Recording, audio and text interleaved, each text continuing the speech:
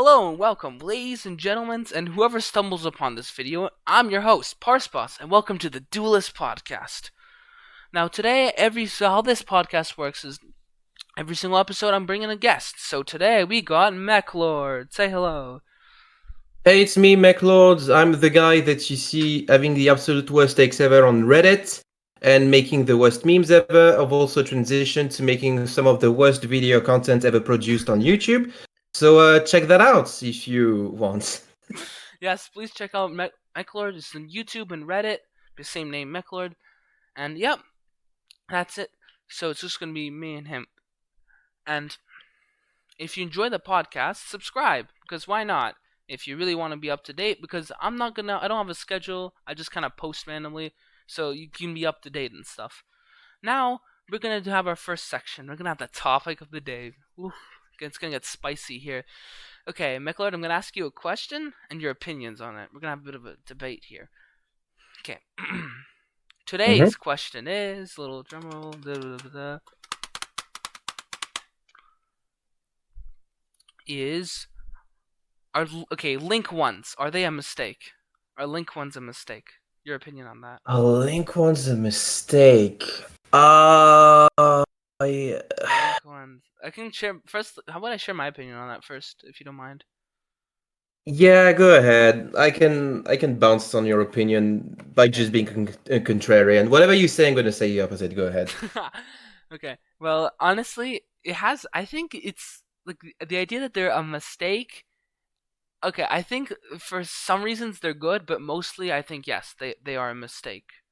They are in fact wrong, because even though like some archetypes they used it a consistency boost, like they take old archetypes like here's a link one, be consistent please. uh then I think that's good, but most of the time link ones are abused, especially generic ones like Link Rebo, for example, or Salmagrade Alamirage. Both are like really like there's still some conditions, like a level 1 monster or a normal summon monster with 1,000 or less attack.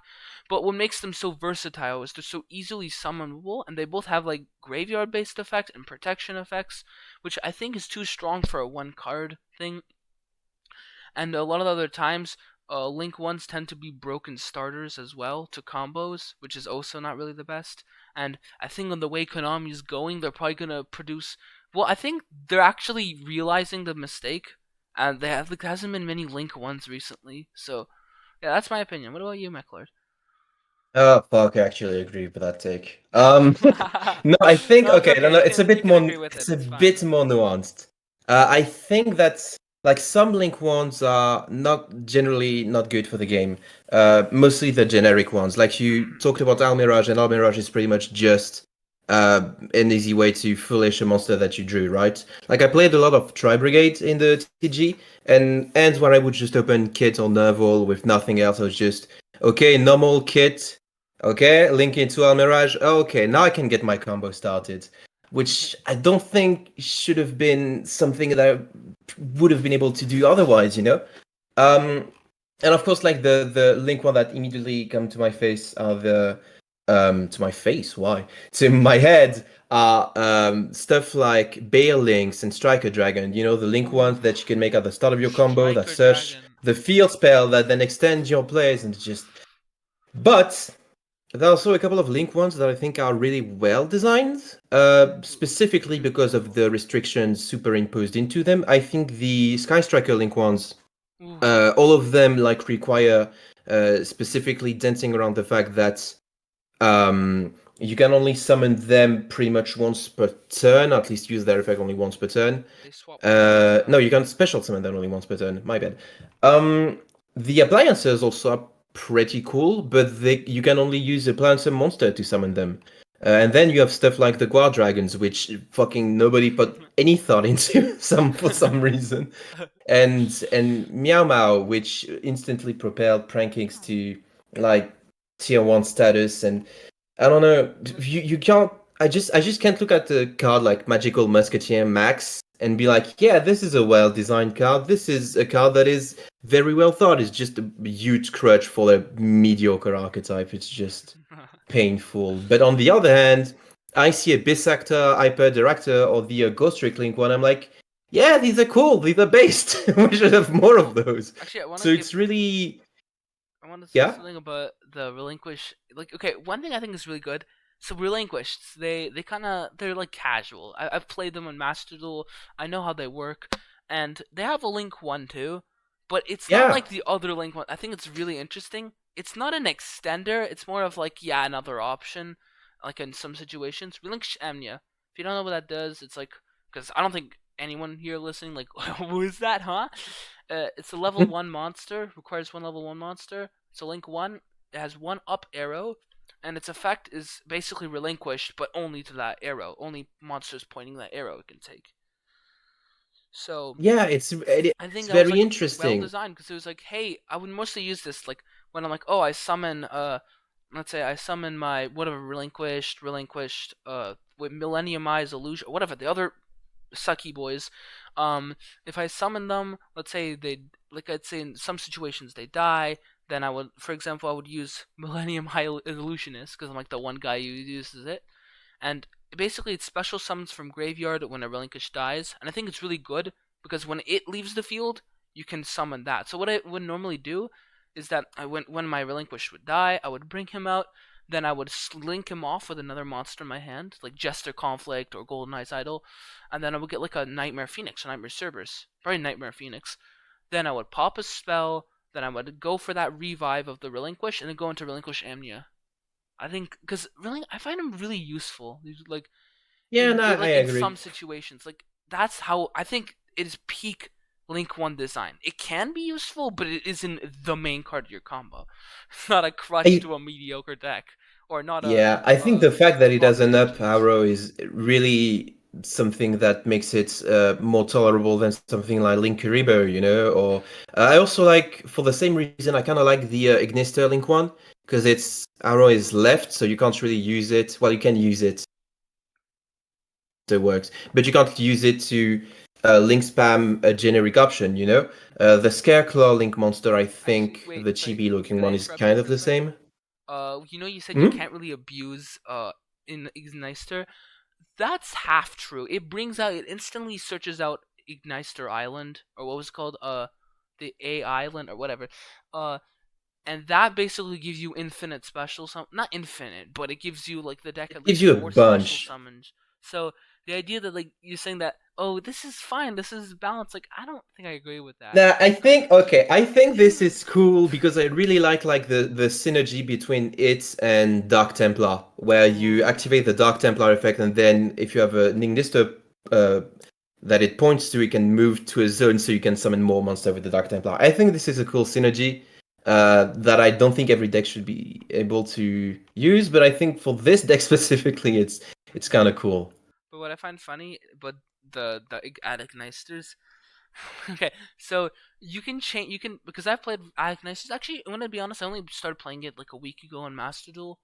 And one thing I find funny is that whenever you would do that combo, you could basically when it moves the infant dark infant, when it moves, it changes its type. So you can change it to Yeah, divine. Like any card that yeah, just changes to divine, I find that funny. It's like what? It's like I access the yeah. Egyptian gods. It's like you're like a 500 attack little child. How are you doing that?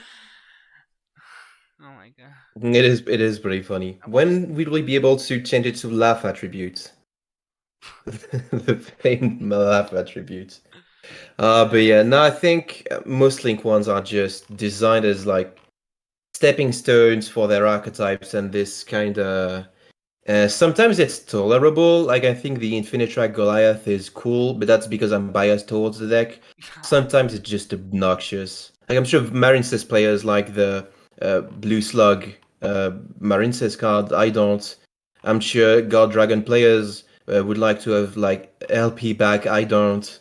It's um, Actually, I it's have a mostly question. bad news. Here, let me tell a story. I used to be into making custom archetypes a lot on Dueling Book. It's like a website you can make custom archetypes on it. It's actually really cool. And one of them I That's all made it's known for. was robotic. Oh yeah, I mean people are toxic, but uh, like one of the things I made was robotic, and it was like this robot deck. It was this fusion equip spell, and it kind of sucked. And it was one of the first archetypes I made.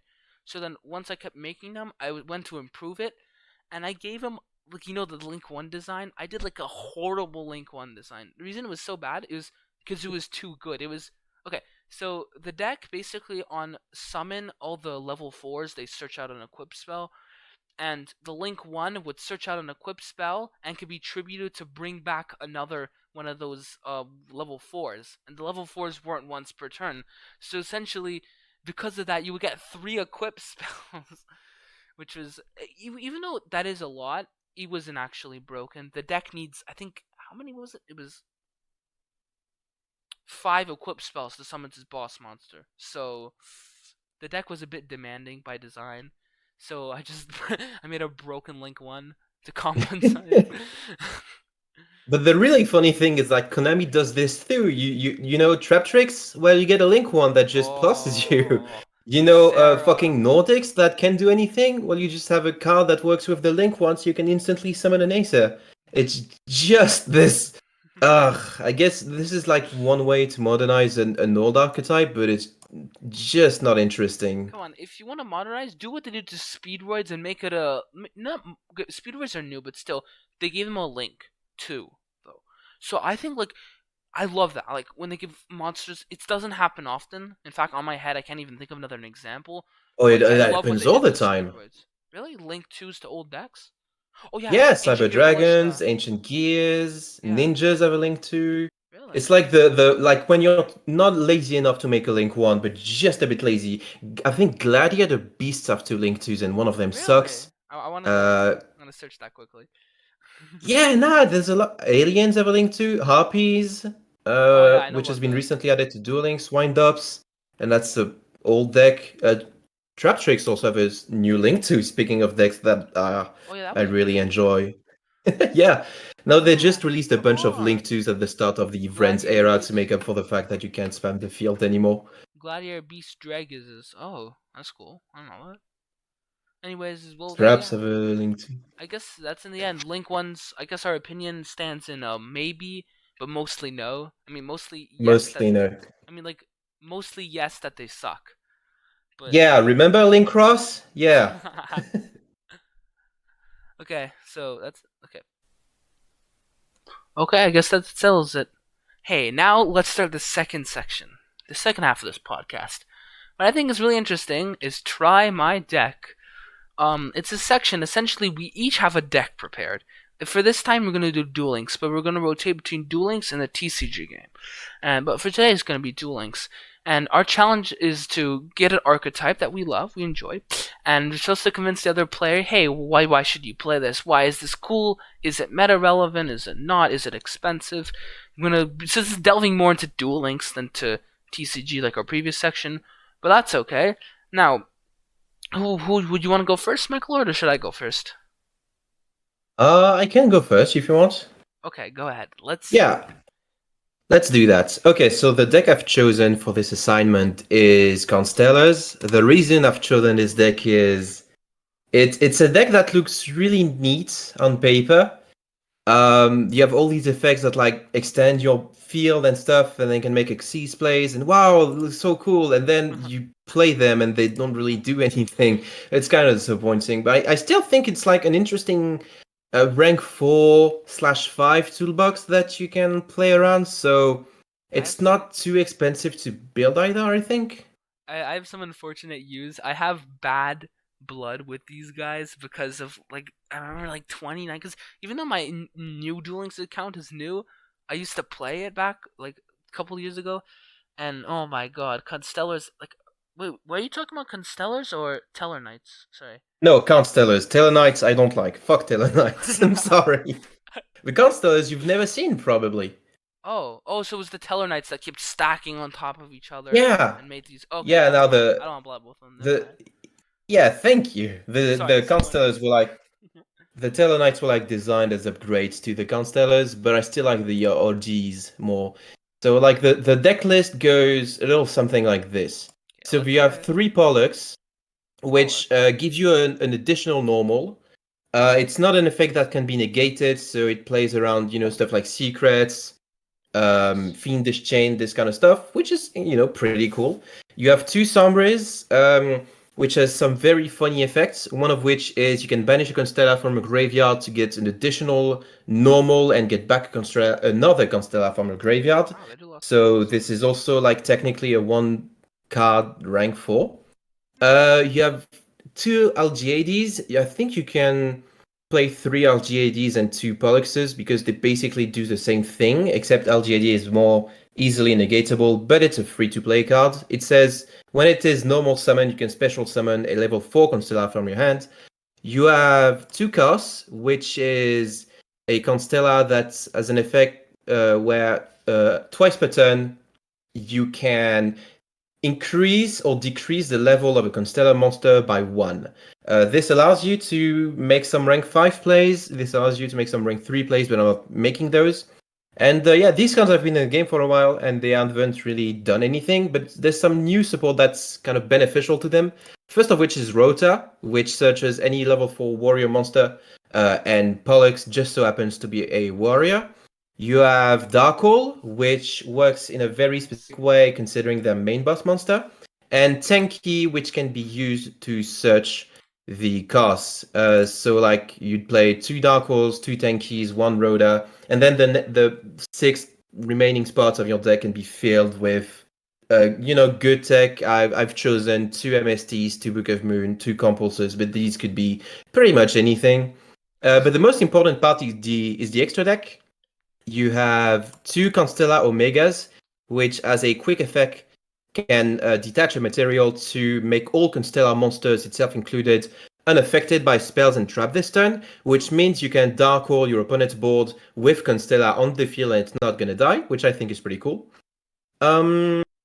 You have the good old rank, what's it called? Dark Rebellion XYZ Dragon, Yeah. which is neat game ender. You have Constella Ptolemy, which is like the only Constella monster that people know. And Ptolemy is you can't rank up from Omega into it, but you can't activate the effect of Ptolemy the turn you do that. Which is so weird. They should have done this the other way around, but whatever. You have Dreadnought into Super Magnus because you can actually get a format making Great Magnus this way. If you like Pollux into LGAD into another Constellar. That's 3 materials for the Dreadnought and then 4 for the Great King Magnus. And then you have a cute little tech that I found out recently, Ooh. which is the rank 5 number 19 Freezedon. That just is there so it can rank up into full armored Crystal Zero Lancer with 3 materials and it can negate all face up monsters your opponent controls for the turn, and it gets a lot of attack. It's just a pretty sick tech that I didn't know existed until like very recently. So that's my mediocre deck. I guess for the skills you could be playing like Destiny Draw is always a safe go-to. Um, but yeah, this is a rank 4 focus deck that uses a really cool, visually appealing archetype. Constellars. That's my stellar performance for you. Good job. Okay, this is my thoughts on the Constellar. I got a couple questions. Actually, just one. Uh, how many boxes how many boxes or mini boxes do you think the Constellars are in? Like, let's just do the core That's a good. Constellar package. Just. Okay, so Pollux and Sombres are both super rares in the Infinite Ray box. So if you decide to play two Polluxes, two Sombres, that's only going to cost you one run of the box, at which point you're also getting the Utopia Ray guy. I don't think you get the base Utopia in this box, but you get the upgraded option. Actually, you may check what's more is in the box, just in I case. don't know Infinite Ray Uh, that well, but I know there's no base Utopia, just Utopia Ray, which I think is weird. But okay, carry on. Oh, true. Oh, there's Ptolemy also in that box. So Oh. that's that's why they put it there. What's more noteworthy in this box? I guess you could play stick and share and stuff, but if you're like looking, if you've built Tellarknights, you've probably run through this box already. If you've built Hieratics, if you went digging for Rescue Rabbit, there's a lot of like cool cards in this box actually. Algiadi is a free Sarah reward, I think.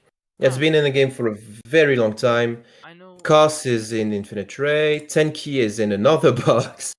But I think it's important in order to be able to search the costs. And what's in the tanky box, you ask? I'm looking at it right now. There's Looking Excalibur, at which I guess you could be making, and that's it. There's yeah, nothing that's cool. else really interesting. There's Trap Hole. Wow. You're gonna stun people with Trap Hole in 2020? I don't think so. But other than that, like there's well, Dark Rebellion, of course, is you are in certain mini box, but it doesn't you don't have to run Dark Rebellion, and Full Armor Crystal Zero Lancer is a free-to-play card. So Nice. I guess the core is like sort of flexible regarding it's not that expensive, I think. Okay, that's cool. That's good. I'd say the archetype so far, it's a cool rank. It sounds really cool, and I've seen the artwork. Damn, is it neat. Anyways, I think it's an 8 out of 10. It's a really cool archetype. Oh, thank you. I Yeah. think this deck sucks. If you took it like to ranked, you would get stumped, but I I would think get it's my a really ass fun kicked. deck for like non-meta tournaments, you know? Yeah. And speaking of non-meta, well, actually it's more rogue, but whatever. I'm rolling with this. My deck is actually Chronomalies. Yeah. Okay, I'm gonna have to. Okay, I'm googling Chronomaly now. I've never read any of the Okay. Chronomaly cards, Let me tell so now I you. have all of them in Basically, front of me. what they do, the Rock and Machine, they basically were played by this character in the Yu-Gi-Oh! Zexal anime called Trey, and their entire gimmick is like, yeah, we level manipulate to level 3 to 6, but it's mostly just 4, 5, 6, and 3 is just barely used, and we rank up, and yeah, that's our thing basically. So I made my deck because I didn't want it to make it 4, 5, and 6, even though that's what a lot of builds do. I wanted to make it 4, 5, 4, 6, and 7 because there's a skill, and I'll get to the skill later, but the skill allows you to go for any level. So it allows you to go for a 7. So for my build, I picked 2 Chronomaly Moais.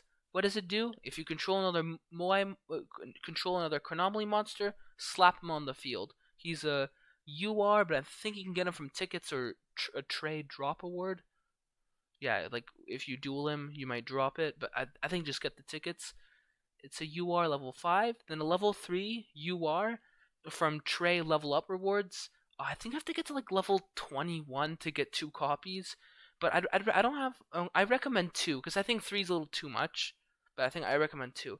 So I got 2 copies of him, and basically what it does, if your opponent controls the Cool. monsters and you don't, you slap him on the field and another guy from your hand. So basically gives you an instant rank, 2 monsters, instant exes. And then Chronomaly Crystal Skull. He's a UR level 3. He's in the, I think the, I forgot what's it called? Arts of Atlantis? Yeah, that mini box. He's a UR. I got 2 copies of him. He discards to search a Chronomaly. It's good. And ooh, the best card? 2 Sprocket. 3 of. The only 3 of the deck. It's just insanely powerful. And what it does is when you normal summon or special summon him, you put a Chronomaly to your grave and you make an opponent's monster or any monster on the field actually lose attack equal to its level times 200. Well, the level gain is useless. It's the mill you're looking for because the next card, Chronomaly Nebradisk, level 4. When normal summon searches, but that's not what we're looking for. His grave effect. If basically he can self revive himself from grave, and there's no like banishing or anything. When he goes back on the grave, you can do it again next turn, but you're locked into chronomalies for the rest of the turn. So that's a steep cost, but I'd still recommend it. Insanely good card. And then, and since we have 11 chronomaly monsters, and the skill I'll get to later needs 12 in your deck, I put in what's his name? I keep forgetting Mask Golem, Chronomaly Mask Golem. He's level 4. His entire deal is he makes all Chronomaly monsters deal piecing because this is like an OTK deck, so it's good to have that. Now spells and traps. What do I have? Okay, first of all, I put 1 Chronomaly Technology, insanely powerful draw card. Banish a Chronomaly from grave, draw 2, and put 1 in deck. Insanely powerful, great consistency booster, and yeah, but it's only a 1 of, unfortunately, for level up rewards. Oh, I forgot to mention, Nebra Disc you can get in the mini box of Atlantis. 2 Sprocket you can get in some sort of, I think it was an event. It's gone now, so probably just tickets. And Mask Golem you can get from raid drop rewards. And And then you play one copy, actually 1 to 2 copies, it depends. I'm just gonna say 2 copies of what's it called? Chronomaly something tablet. Let me Chronomaly Pyramid Eye tablet. So this card, what it does is it makes all Chronomaly monsters gain 800 attack, and it's useful because one of your monsters later has like 3900 attack at most. So you need that extra bit just to go over his life points. So 2 of. Then I'd recommend. Then I put a Chronomaly. What was it? City Babylon. There we go. It's a field spell. Very cool. You banish a Chronomaly, special summon a Chronomaly from grave with the same level. Very powerful. I think you get it from Arts of Atlantis mini box. Okay, now this is more of a tech, and I don't think a lot of people play it, but Triamid Pulse, 2 copies. You can banish 3 rock monsters to pop a card. It has other effects, but they're specific to Triamids, and we just want the popping because Chronomalies don't have any monster removal like at all. They don't have any proper monster removal, so you need that. It's a continuous trap, and it's a trader reward, so he's insanely free to play. And then Chronomaly Stonehenge Methods, actually. It's a Chronomaly card, but just called that. When a Chronomaly dies from battle, and you can special summon another from deck, that's good if your opponent crashes into your cards. It's a good backup plan for your next turn. And that's a 1 of, and I think it's in the box, the mini box. Okay, so why is this deck good? Because we're going to use Gateway to Another Dimension, the skill. Basically what it does, you need to have 12 or more Chronomalies in your deck, and at any time you can send one monster from your extra deck to graveyard, will send one Xyz monster, and all your monsters become that rank's level. So if you send a level 4 rank 4, then all your monsters come level 4. This is basically what makes the deck so good, because you can instantly get your rank 6 or instantly get your rank 4 just by using this skill, because it's a once per turn, but it has no limitations. You can use it like as much as you want as long as you have space in your extra deck. Now, the extra deck, we got 2 copies of the Chronomaly, number 6 Chronomaly Atlantis. He's okay. Basically, he's 2600 attack. He's basically what he does is that he equips another number Xyz monster from grave and gains attack based on its rank, I think. And basically, you send himself to grave to summon your second copy, and putting that at 3900 attack. Or you can detach one material and get rid of the equip card to make your opponent lose half his life points, but you lose your battle phase. So I don't recommend that. Just use him because he's a big beater. And you got 2 of him because you got to send one to grave. Then you got 2 of number 7 Lucky Straight, which is it's honestly it's a luck based card. It gains attack based on a dice roll, and if you roll a 7, you get a whole bunch of gimmicky effects. And it requires 3 level 7 monsters. It's there for the lulls. It's there for the funnies. And finally, the rank 4s is there's number I forget Chronomaly Chateau. You got to get 2 of him from the Atlantis box, and he's really good because he has 2000 attack defense, and basically he requires 2 level 4 Chronomalies. He can detach a material to make a monster's attack 0, but this is anytime, like during either player's turn. It's a quick effect.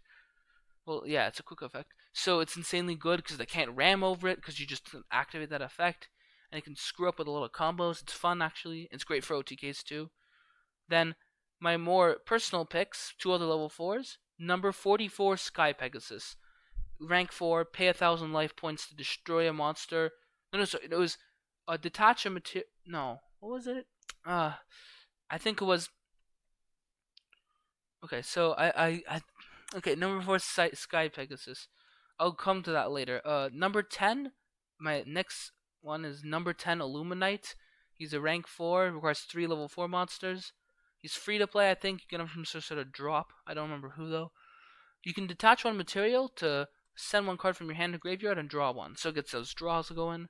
And now back to number 44. Gotta search it up, I forgot. Oh no. Happens to the best of us, don't worry. I'm sorry. Oh yeah, right. You can detach one material from this card, target one monster your opponent controls, destroy it, unless your opponent plays 1,000 life points. So detach material, destroy. So either you're getting a destruction, or if your opponent has less than 1,000 life points, you're getting a. Well, if your opponent has more than 1,000 life points, he's still losing 1,000. So it's good for more OTKs. And yeah, that's Chronomalies. That's kind of what they do. Well, that's my deck. It's very free to play friendly, as you can tell. And also, I left out 2 spell slots. You can pick those for any like MST or Monster Reborn you have. Those work. Yeah, that's it. What do you think about the deck? Yeah, no, it seems pretty interesting. There's definitely like a toolbox of Hmm. rank fours or rank threes or rank fives or rank sixes or even the rank sevens with Lucky Straight that you could go into. I've played against Chronomaly before. I've never actually taken the time to read that card, but it definitely seems like an interesting and fun deck to pilot. So no, yeah, that definitely seems interesting. Um, What would you rate it out one of 10? so it's also I like that it is OTK centric with the pyramid tablet I think it was that gives the attack boost Yeah, Duelist, I and think. the golem that gives piercing with Atlantis that's basically an OTK probably. No, um I think it's a really interesting deck. I want it to be cheesy and give it a number 6 out of 10 for Chronomaly Atlantis. I think it's a solid 7.5 though. I'm Okay. really nitpicky like that. Well, yeah, that's good. You Well, know what? Fuck it. I just look at Atlantis. It looks fucking baller. That's an 8. I'm just gonna round that up to an 8. yeah, he's And weird. Machumek, He there's a doesn't face even on look that like castle. he doesn't even look like at all like Atlantis. It's honestly really funny. he just I've heard, he's like a massive volcano ice yeah, lava monster thing. Like I've heard Rank 10 Yu-Gi-Oh! I don't know if you're familiar with that channel, but they had a stream where they reviewed the artwork of every number monster, and they said that like Chronomaly Atlantis looks like Ragnarok from World of Warcraft when it stops being an elemental, it just has like tiny legs. This is what it is. This is what happens when you skip leg day. yeah, he's the prime example. Well, okay. Thanks so much for coming, Mekklord, for the podcast today. Yeah, no, it was a pleasure. Thank you for having me. Okay. Well, thanks so much, and thanks for coming to the Duelist podcast. This is Imparsboss and Mekklord signing out. Till next time.